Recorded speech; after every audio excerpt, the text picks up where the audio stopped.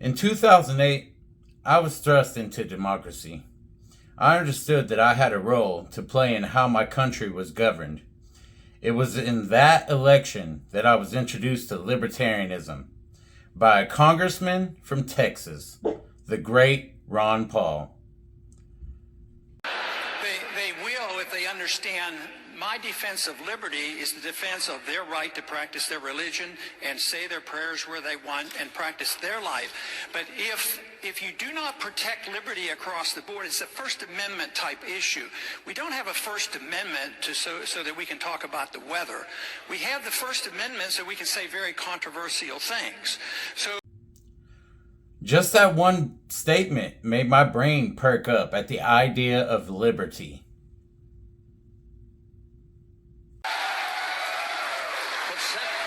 Senator, are you suggesting that heroin and prostitution are an exercise of liberty?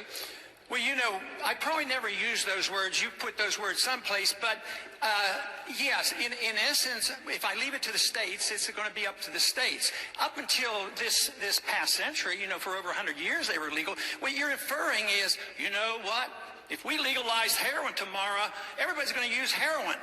How many people here would use heroin if it was legal? I bet nobody would put to hand, oh yeah, I need the government to take care of me. I don't want to use heroin, so I need these laws. After 9/11, I watched as our government stripped our freedoms. At first, in my naivete, I agreed. But as time passed, I began to realize the assault on our freedom had just begun. Pensions, which make that look like nothing. A warfare state that can't find a conflict it doesn't want to get bogged down in. We've got an economy that's regulated every nook and cranny, a prison industrial complex, and a police state that would make Adolf Hitler and Joseph Stalin impressed. And it didn't stop there. It kept going, like Joe Biden on a bicycle or in his pants. The tyranny didn't stop. Both Democrats and Republicans continued to strip our rights. What are the most pressing threats to liberty right now that the Libertarian Party should be addressing? The COVID regime and the way that has made people realize that, you know, I know 9/11 shifted this, but there was still that veneer of it can't happen here. Mm-hmm. You know, we're America. We're the land of the free. It has happened here. And now people are grappling with that. And we need to take advantage of that because there is the entire counterculture of the country wants more freedom. Now, I'm not saying they're Rothbardian anarchists or anything like that, but they want freedom. And they kind of have this visceral feeling that they know something's wrong and that the future is not looking good. Mm-hmm. And they want to do something about it. And there's no viable alternative. And or at least in their minds, there's no viable alternative, and we have to do something to present that alternative. And I don't think the party has done a good job of presenting that alternative. What they've tried to do is play it safe, appeal to the middle, and say, you know, I'm fiscally conservative and socially liberal. I'm the best parts of this, you know, of the liberals over here with my social stances, and I'm the best parts of the conservatives. When we're not, we're our own thing. We're our own paradigm that we need to push forward. We need to push forward our own culture, our own vision, our own language, our own narrative, and inspire people along that. And that's what we've done as a caucus. And in a short time, we have taken over the third largest party along this line. America's elected officials have been taking away our freedom. COVID, 9/11, no opportunity wasted to steal away your individual right to pursue your happiness. But I had seen hope in the libertarian philosophy. I care about the liberty movement. I care about the philosophy of libertarianism, the most beautiful, brilliant political philosophy ever devised by man. I care about actually seeing liberty in real people's lives. Now, just to be clear, I don't have to go off on this to you people, but the philosophy of libertarianism is the philosophy of peace. It's the philosophy of prosperity. And as I've come more and more to realize, it's the philosophy of civilization. I mean, what better describes civilized behavior than the non-aggression principle and respect for private property rights? If we get votes without converting anyone, then what have we won? Nothing. Okay, so what are we doing here? Do you want to convert more people? Well, I don't know. You're a libertarian and you want to convert more people. Gee, I wonder what we should look to. When was the last time anyone converted a lot of people to libertarianism? And we all know the answer. I don't care what you think of him. It was the great Ron Paul. He was the guy who converted people. Every one of you knows this.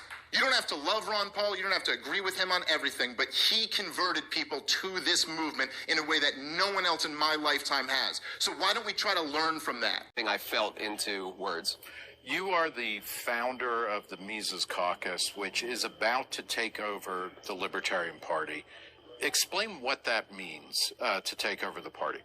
It means that we recruited more people than anybody else, and that they agreed on a vision of decentralization and bringing the liberty movement and the Ron Paul revolution into the Libertarian Party to actually represent that movement and bring enough people in so that we become the dominant influence on the party. What are the main elements for the Mises Caucus? Like, you know, what are the top 3 characteristics or policy proposals that you're after? So we train all of our organizers, and then the organizers do onboarding meetings with recruits where we train them on what we call our 3-pronged strategy.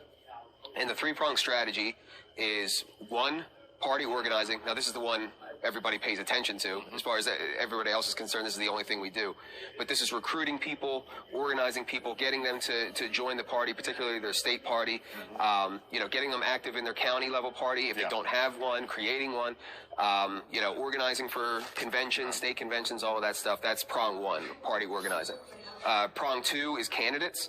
Now, the other 2 prongs, I would say the foundation of our strategy is nullification and decentralization. So when I say candidates, we have a very specific focus. We focus on city council, sheriff, mayor, judge, school board. And that's why we have the PAC, is to support candidates like that. Candidates that, if they won, could nullify, you know, and kind of have that oversized punch. And then we kind of jump from there up to president. You know, and the idea for president is that is our greatest megaphone opportunity. That's the greatest opportunity to shape or change the Overton window, get the message out to people, excite people, change their worldviews, and bring them in. So it's national messaging for local action. Right. And then the third strategy, the third prong of the strategy is issue coalitions. So that's just taking stock of your town. You know, libertarians talk a lot about, for electoral purposes, purple areas, you know, and we might be able to win elections there, and that's true. But I actually want to target the deepest reds and the deepest blues. Because, you know, and I've done this in my own town. I live in a very Democrat town. It's like 75% Democrat voting. And this is Norristown, Pennsylvania? Norristown, Pennsylvania. And the idea is that there is a gap between what the political establishment wants and what the rank and file wants. Or I should say what the political establishment does and what the rank and file wants. And we as libertarians are uniquely positioned to exploit that and basically say, hey, I live in a deep blue town. The Democrat Party of Pennsylvania has weed legalization on their platform, and it's not decriminalized in my town. This seems a little weird. That gives me a gap to go in there and be the catalyst to say, why is it taking some random libertarian guy to convince you that this is a slam dunk with your own constituency? And, you know, same thing on the right. It could be a deep red town. We all love our guns, right? Yeah. Right? Well, here's the gun sanctuary legislation. Let's go. And, you know, be that catalyst. Of conception law every year he was in office. So when he was running, he advocated that it's a state's issue, and constitutionally speaking, I think that's accurate. But again, this kind of goes into what the vision of libertarianism is. Is libertarianism this thing where we get power and then we enforce the nap on everybody, or is it more about self-determination and the cultures locally can kind of decide what they want to do? And maybe that culture locally isn't going to conform to your standards or my standards, but they should be allowed to have them. All right. Now, we can debate when libertarianism came about. The party has been around since 1971, but I would argue that libertarianism has existed since the inception of the greatest country that's ever existed. Our founders wanted liberty for everyone.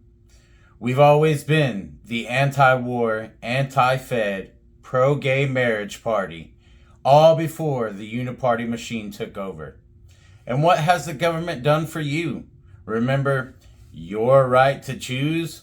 They never made it your right. No matter where you stand on abortion, you were lied to. Is removing the abortion plank from the party platform since its founding in 71, the LP has always been very forward in saying that women have a right to an abortion. When they draw that line has changed a little bit over time, but the Mises Caucus wants to remove that from the platform. Yes. What is the rationale for that? So the rationale about that is that it takes a side. It doesn't actually represent libertarians. It represents one sect of libertarians. And the party, in its history, has the Dallas Accord, which basically says we're neither anarchists, we're neither minarchists. We're a libertarian party for all libertarians. That includes pro-life minarchists. So by having the openly pro-choice plank in there, it takes a side, which is then used as a cultural cudgel to keep the party a certain way, in my opinion. Yeah. And if we want to actually represent libertarians, which is what the Libertarian Party ought to be doing, we shouldn't be forcing, like, I would oppose a pro-life plank. Right. But we shouldn't be forcing a side that there is no consensus in the literature, in the community, in the candidates, in the thinkers, nowhere. There's no consensus whether or not it's a violation of the NAP. And I would even go further and say that I don't actually think libertarianism can answer the question of abortion. Does it answer, because the plank is really that the government doesn't have a right to regulate it? And would you say that is in error of libertarian? I would say it's not indicative of pro-life minarchists, which have a seat at the table. Okay. That's not my position, but it is. But if we are a libertarian party for all libertarians, they have a seat at the table. So immigration, also discussion about restricting immigration, or the Libertarian Party has always been very pro-immigration, reducing the hurdles that people have to jump through, making it easier to immigrate here. The Mises Caucus seems to be against that, or wants to restrict it or minimize it, or say it's more complicated than that. What should the LP plank on immigration be? So the caucus doesn't take a stance on it in our plank, and my rationale is very similar to the abortion plank. Well, first of all, it's a myth that we're against immigration. Okay. I would say the majority of the Mises Caucus members are open borders. But again, my rationale is very similar to the abortion thing. Open borders and private borders are not the same thing, but they're both libertarian canon. So again, by taking a side on this, we're representing one side and basically pushing out another side, or making them feel not represented. And when you put open borders plus pro-abortion in there, again, it kind of forms a cultural hegemony for one side that might not be indicative of the wider libertarian movement. At the end of the day, the Libertarian Party has always had the policy necessary to maximize individual freedom. The messaging has been sloppy from time to time. But what do you expect from people who have their own individual ideas and their own individual opinions? Their own individual liberties, their own individual freedom, their own individual choice. That is our party. That is the Libertarian Party. And if you're not down, stay with tyranny. It's worked out so well for you in the past. Am I right? Lines. There's a quote from discussion about you talking about how the Mises Caucus took over state, kind of forcibly took over state parties, liking it to rape. And you said, and I don't have the exact quote in front of me, you know it, right? Maybe you want to say it. Can you repeat it? I believe it was every state that's gotten this dick end up loving it. Yeah. So what do you mean by that? Well, it means that, so, you're espousing the narrative of the people who have opposed us, and saying that we're this or that, and we're helping Trump, or we're Republicans, or this or that, and that's the counter narrative to try to stop us. And, there might be people who are neutral or who have been in the party a long time who don't understand what we're doing, and they might really think that. But then what happens is, most of those people, they just want to see good things happen. They just want to see people join. They just want to see people run and get on the ballot and all this. We're the people doing that. And that's why Angel that's just won by saying... That's why you have a group of people laughing, right? Right. We're the people... They're laughing because it's absurd. Yeah. We're the people who are showing up in these states. We're the people who are getting the signatures in these states. We're the people who are showing up and doing the work and creating new counties and all of this stuff, injecting money through the membership. We are doing those things. So when reasonable people see that, who maybe were not Mises, they end up thanking me later for taking it over. Be anxious at all about the Mises Caucus taking over the Libertarian? Well, of course, people are going to be anxious about change of anything. So how do you speak to people like that? If people who, and I've talked to a lot of people who are longtime LP members, and some of them are I'm against this, but many are I'm just nervous. How do you speak to fears that the party is going to become much more conservative socially, or that it's going to be much more divisive? I don't think it's going to be more divisive. I think the drivers of the division were the people who stood to lose, and now they have lost. Right. And I think the division was generated from the conflict of this control of the asset that is the Libertarian Party. And that's over. I still think there's going to be skirmishes, but I wouldn't say that we're the drivers of conflict. How are we the drivers of conflict if we're the biggest growth in the party and the party's messaging is anemic and the biggest figures in the liberty movement have all abandoned it? They've just destroyed themselves. That's not us being divisive. It's 2024, and the Libertarian Party nomination for president comes down to Justin Amash or Dave Smith. Who do you vote for? Dave Smith, no question. Yeah, why is that? Because I think, first of all, I think it's a great race. Because Justin Amash, I fully respect him, followed his career, fully support him, and I would totally support him if he won the nomination. So it's nothing, like I dislike Justin Amash or anything like that. But I will say, I think he represents the best version of a strategy that has failed. And to oversimplify it, that strategy is vote chasing as the primary value.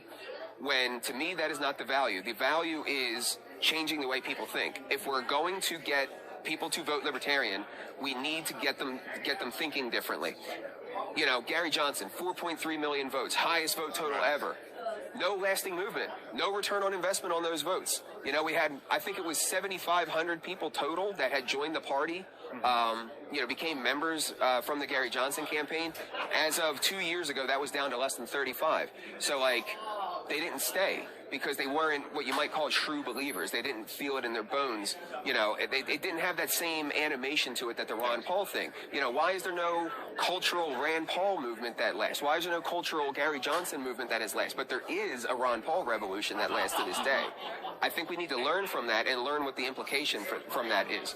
So I think that there might be a case where even if you don't aim for maximizing votes and you aim for reaching the most number of people, that somehow you might end up with the most number.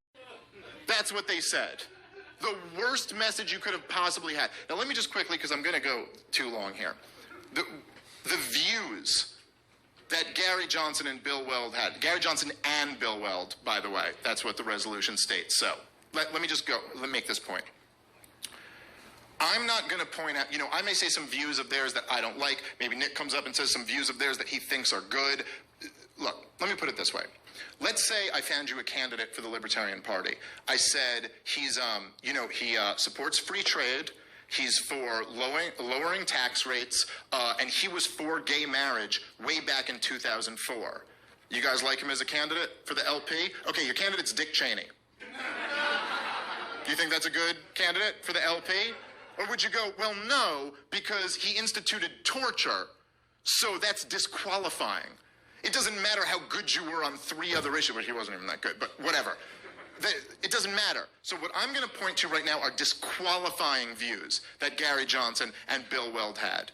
And despite what Nick's going to say, this campaign was a failure. It was a failure. The Libertarian Party has less members. If I get less than 5 times the amount of members the LP has on one podcast, I start rethinking what I'm doing with my career, okay? That's the goddamn truth. It's a fact. Here are the views. Gary, and I'll get into more of them later because I'm already running long. Okay. Gary Johnson's view that is disqualifying. His view was that Bill Weld should be his VP. Disqualifying. Okay?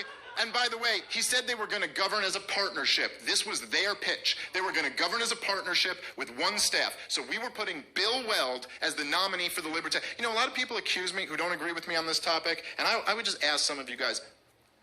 They say I have some purity test. I think the Libertarian nominee should be a Libertarian. That's my purity test. I don't think they should be a war hawk. By the way, Bill Weld was a fucking lobbyist for Raytheon. Didn't you guys know that? Yeah, Bill Weld, a lobbyist for a weapons company. Yeah, I know it's a purity test. I don't think we should put that guy up. The guy who vouched for Hillary Clinton. Vouch for Bill Weld. By the way, I'm a professional stand-up comedian. Bill Weld said, I vouch that Hillary Clinton is an honest person. Funnier than anything I've put out there. Never once. That's what Bill Weld said. This is a guy who supported not only the Fed, but the dual mandate. Supported the war in Iraq. In 2016, he endorsed Kasich. That was who he was. By the way, Nick was like, oh, well, I think Bill Weld coming over to the Libertarian Party didn't make the Libertarian Party any more establishment. It made Bill Weld more libertarian. Nothing could be further from the truth. It made the Libertarian Party more establishment because they nominated Bill Weld. And did it make Bill Weld more libertarian? He bailed as soon as he was done using you guys. He made fools of you guys. Okay, listen. And we have to remember, it starts locally, individually, if you will. The message has always been simple. Individual liberty, individual freedom. Join us, the Libertarian Party.